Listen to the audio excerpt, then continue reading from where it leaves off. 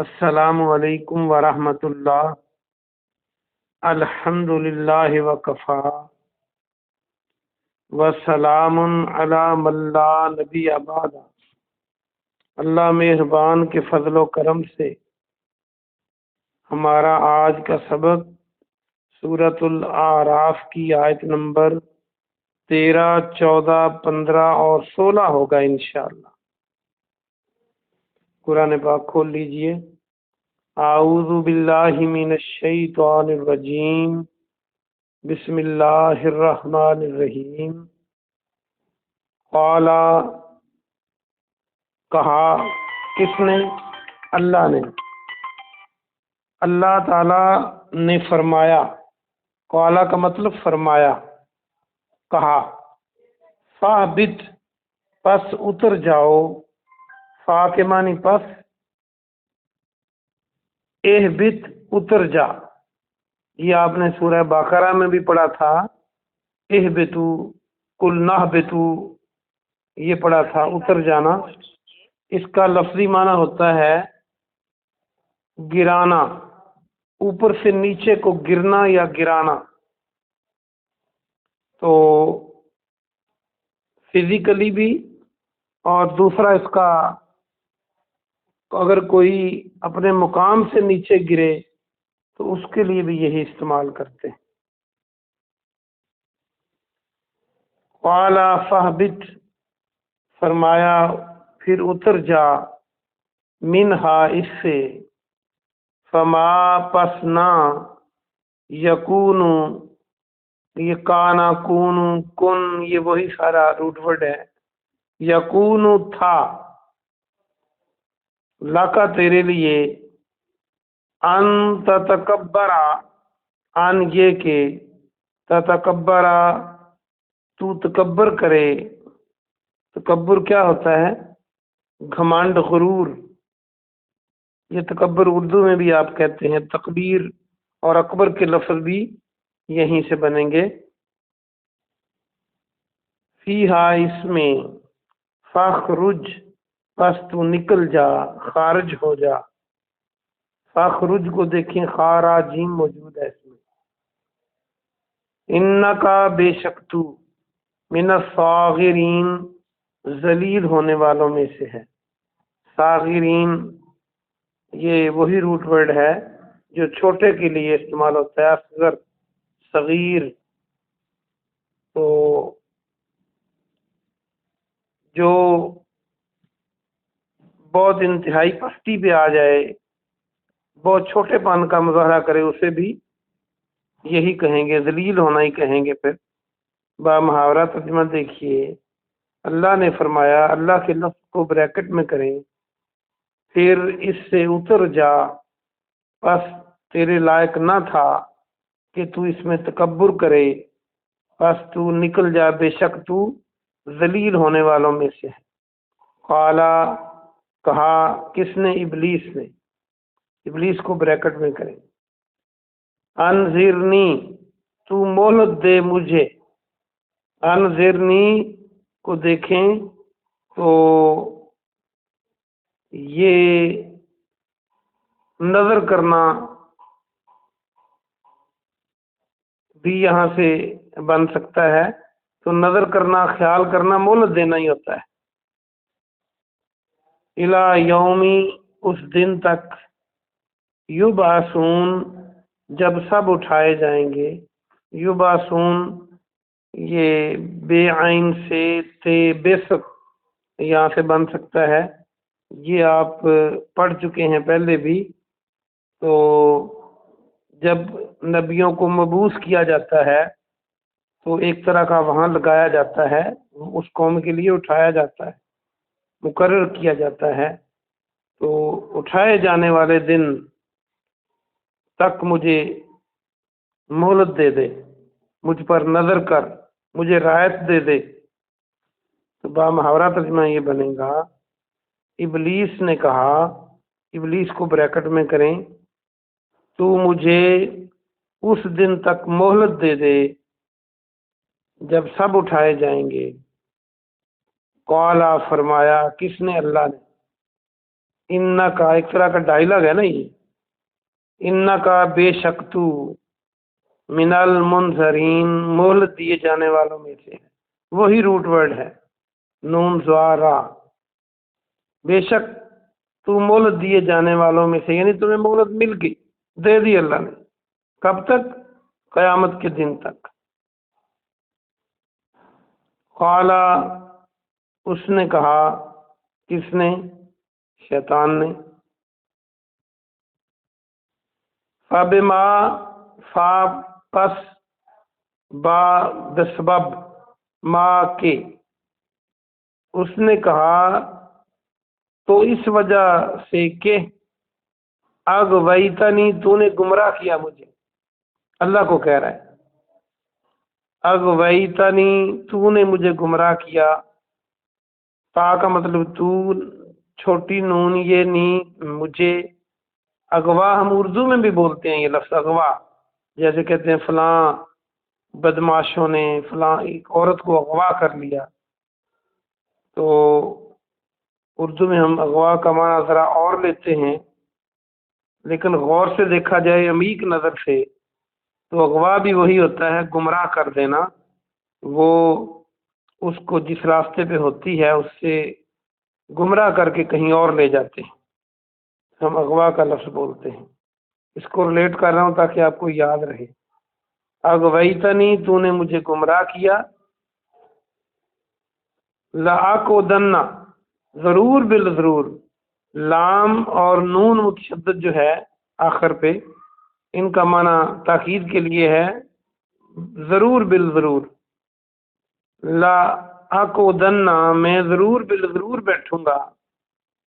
काफ आइन दाल, ये आप कई बार पढ़ चुके हैं। कादा, ये नमाज में भी जब हम दरमियानी तशहद में बैठते हैं तो इसे कादा कहते हैं, या एक सजदा करने के बाद बैठते हैं या सजदों के दरमियान बैठते हैं तो कादा, ये असल में बैठने को कहते हैं। और इसीलिए मक़द बेंच को कहते हैं जिस पर बैठा जाता है, जिसमें अरबी में जो ये लकड़ी और लोहे के बेंच हैं जिन पर बैठते हैं। तो बार ये मारूफ लफ्ज़ है, आप इससे जानते हैं, आप इससे वाकिफ़ हैं। कादा तो नमाज के, जब नमाज की बात बैठने की होती है तो ये ज़रूर किया जाता है लफ्ज़ इस्तेमाल। लाकुदन्ना, मैं ज़रूर बिल ज़रूर बैठूंगा। लहुम, उनके लिए। किनके लिए? तेरे बंदों के लिए, बनी आदम के लिए। सिरात का, तेरे रास्ते पर। सिरात आपने सूरह फातिहा में भी पढ़ा था, सिरात मुस्तकीम। सिरात रास्ते को कहते हैं। पुल सिरात भी आप सुनते रहते हैं कि वो रास्ता जिसके ऊपर एक पुल होगी और उसके ऊपर से गुजरना होगा। अल मुस्तकीम, सीधा। खत मुस्तकीम हम बोलते हैं सीधे खत को, या फिर असल में भी ये कयाम वाली बात ही है। काफ या और मीम, कयाम भी सीधा खड़े होने को कहते हैं, कयम क़याम, तो ये सारे लफ्ज़ बन सकते हैं। तो शैतान ने क्या कहा? तो मैं ज़रूर बिल ज़रूर, किधर चला गया जी, उसने कहा, किसने? शैतान ने। ये इस वजह से कि तूने मुझे गुमराह किया, मैं ज़रूर बिल ज़रूर इनके लिए तेरे रास्ते पर, तेरे सीधे रास्ते पर बैठूंगा। ये 4 आयतें हैं, छोटी थी, मजमून भी एक था तो मैंने कहा पढ़ा दूं। आगे भी मजमून ये चल रहा है लेकिन सबक लंबा हो जाएगा, तो आइए हम इसका मुख्तसर जायज़ा लेते हैं, इसकी तफसीर देखते हैं। अल्लाह सुब्हानहू व तआला ने आज के सबक में भी वही वाक़या जारी फरमाया है, रखा है, जो शैतान के बारे में पिछले सबक में शुरू हुआ था कि अल्लाह ने हुक्म दिया कि सजदा करो, उसने नहीं किया। अल्लाह ने पूछा कि तुझे किस बात ने मना किया, रोका सजदा करने से, कि तू मेरा हुक्म न माने? तो उसने कहा कि मैं आग से बना हूँ, आदम मिट्टी से तूने बनाए और मैं बेहतर हूँ। ये तकब्बुर उसे ले बैठा, ले डूबा। तो आज के सबक में फिर अल्लाह ने फरमाया کہ اگر یہ بات ہے تیری یہ جرت کہ تو میری بات کا انکار کرے، میرے حکم سے روگردانی کرے، تو پھر اس کی سزا یہ ہے کہ تو اتر جا، تیرے لائق نہیں تھا کہ تو تکبر کرتا اور یہ میری بات نہ مانتا، میرے حکم کو نہ مانتا۔ تو اب اس کے لیے تیری یہ سزا ہے کہ تو یہاں سے دفع ہو جا، نکل جا۔ اور اس کے معنی ہم دونوں لیں گے، فاہبط کے اتر جانے کے بھی اور اعلیٰ درجے سے کم درجے میں آنے کے بھی۔ اس میں ایک طرح کی نفرت اور درجے کو گھٹانے والا مفہوم بھی پایا جاتا ہے، اور فرما دیا کہ ذلیل لوگوں میں سے تو ہو گیا، کیونکہ جو عزت والے لوگ ہیں وہ اللہ کی نافرمانی نہیں کرتے۔ ہمیں اس آیت سے سبق یہ ملتا ہے کہ ایک تو تکبر جو ہے یہ صرف اللہ کو بھاتا ہے، یہ اللہ کی شان ہے، یہ تکبر اللہ کی چادر ہے، اور کوئی اس کو نہیں لے سکتا۔ اور کوئی جو تکبر کرے گا اس کو شیطان کی طرح سزا بھی ضرور ملے گی، اور بلکہ دنیا میں بھی اللہ اس کی سزا فوری دے دیتا ہے، اور چونکہ کسی اور کو لائق نہیں ہے۔ ہم سب تو اللہ کے ہاں فقیر ہیں۔ اللہ قرآن میں فرماتا ہے نا، یا ایھا الناس انتم الفقراء، تم فقیر ہو سارے کے سارے۔ تو پھر اللہ کے سامنے کوئی تکبر کرے، تکبر کی بڑی قسمیں ہیں۔ ایک لوگوں کو گھٹیا جاننا، کم درجے کا جاننا، یہ بھی تکبر ہے۔ اللہ کی عبادت سے منہ پھیرنا، یہ بھی تکبر ہے۔ اللہ سے دعا نہ مانگنا، ضرورت ہی نہ سمجھنا، یہ بھی تکبر ہے۔ اور مردوں کا اپنے تہ بند کو، اپنی شلواروں اور اپنی چادروں کو جو باندھی جاتی ہیں ان کو ٹخنوں سے نیچے تک لٹکانا، یہ بھی تکبر حدیث نے فرمایا ہے۔ تو اس لیے جو تکبر ہے وہ اللہ کو پسند نہیں۔ تو ابلیس نے اپنی غلطی پر اعتراف کرنے کی بجائے، میں نے کل بھی کہا تھا کہ آدم علیہ السلام سے غلطی ہوئی تو انہوں نے رجوع فرمایا، سوری کی طرف آئے، مغفرت کی طرف آئے، لیکن شیطان نے وہاں اکڑ دکھائی اور یہ کہا کہ پھر یہ بات ہے نا تو مجھے قیامت تک کے لیے مہلت دے دے۔ اب ایک طرح کا جو اس کا ڈھیٹ ہونے کا رویہ تھا وہ سامنے آ رہا۔ اللہ نے فرمایا ٹھیک ہے، جاؤ ہم آپ کو مہلت دیتے ہیں، جن کو مہلت دی جائے گی ان میں سے تم ہو، جاؤ قیامت تک کے لیے تمہیں کھلی چھٹی ہے، جو تم چاہو کر لو۔ قرآن مجید میں اور جگہ آتا ہے کہ میرے بندوں پر تیرا بس نہیں چلے گا، داؤ نہیں چلے گا۔ آگے تفصیل اس کی بھی آئے گی کہ شیطان کہاں کہاں سے حملہ کرتا ہے، وہ انشاءاللہ جب آیت مبارکہ آئے گی، کل آ جائے گی تو پھر ڈسکس کریں گے۔ تو جب اللہ نے اس کو مہلت دے دی، اب قیامت تک شیطان جو ہے اس کو یہ مہلت ہے کہ وہ بنی آدم کو، اولاد آدم کو اپنی پوری کوشش کرے، اپنے پھندے میں لائے، ان کو رائے راستے ہٹائے۔ تو ساتھ ہی اس نے یہ کہا شیطان نے کہ تو نے مجھے گمراہ کیا ہے۔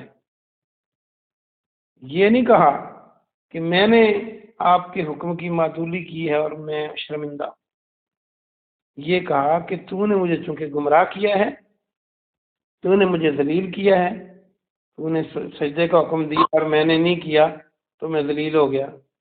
آج بھی دیکھیں، بعض اوقات میں نے دیکھا ہے کہ لوگ سوری کرنے کی بجائے اڑ جاتے، اور کئی تو ایسی اولاد دیکھی ہے کہ ماں باپ کے آگے اڑے ہوتے ہیں، جب کبھی تنگ آ کے والدین بد دعا کرتے ہیں، کئی مائیں میں نے بد دعا کرتی دیکھی ہیں یہ والد، تو پھر بھی وہ یہ نہیں کہتے کہ میری غلطی ہے، کہتے ہیں لو اب میں مارا جاؤں گا، اب تو مجھے مروا دے گا، اپنے باپ سے کہتے ہیں یا اپنی ماں سے کہ اب تو بد دعا دیا، اب یہ پوری ہو جائے گی۔ مجھے تو اب بد دعائیں دیتی ہیں، حالانکہ یہ نہیں دیکھتے کہ اس کا سبب کیا ہے، میں نے کس حد تک اپنی ماں کا دل دکھایا ہے یا باپ کا کہ وہ بد دعا تک آ گیا ہے۔ اپنی غلطی نہیں مانتے، پھر ہٹ کے انہی کے ساتھ ڈالتے ہیں، اور ایسے لوگوں کو آپ نے کبھی کامیاب نہیں دیکھا۔ تو کہا کہ میں تیرے سیدھے راستے پر بیٹھ جاؤں گا ان کے لیے سے کیا مراد، ان کو گمراہ کرنے کے لیے۔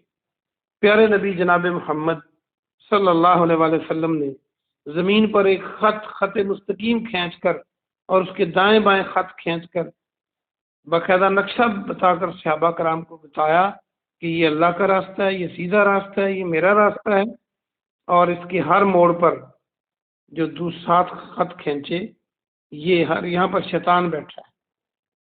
تو مطلب یہ ہے کہ سیدھے راستے سے تم کو وہ بھٹکاتا ہے، جہاں اس کا بس چلے، جس طرح کوئی بندہ قابو آئے اس طرح وہ حملہ کرتا ہے اور اپنے گروہ میں لے جاتا ہے۔ آپ دیکھ لیں کئی لوگ گناہ کو گناہ نہیں سمجھتے، شیطان کے تھے چڑھ جاتے ہیں۔ کئی لوگ دین میں نئی نئی باتیں پیدا کر کے کہتے ہیں یہ بھی دین ہے، وہ بھی شیطان کے تھے چڑھ جاتے ہیں، بدعت کے مرتکب ہوتے ہیں۔ جب اللہ اس کے رسول نے وہ دین نہیں کہا اس کو دین بنا دیتے ہیں، اور کبھی کسی شکل میں کبھی کسی شکل میں یہ شیطان حملہ کرتا رہتا ہے۔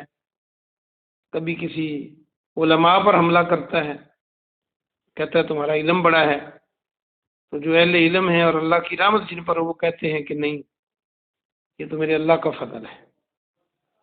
اور کبھی میاں بیوی میں ناچاکی پیدا کروانا، اور یہ جو جادو ٹوٹکے کرنے والے لوگ بھی شیطانوں سے مدد مانگتے ہیں، اس لیے شرک اور کفر ہے جادو، اور پھر وہ کچھ نہ کچھ ان کی ہیلپ بھی کرتا ہے جو اس کو اختیار ملا ہوا ہے۔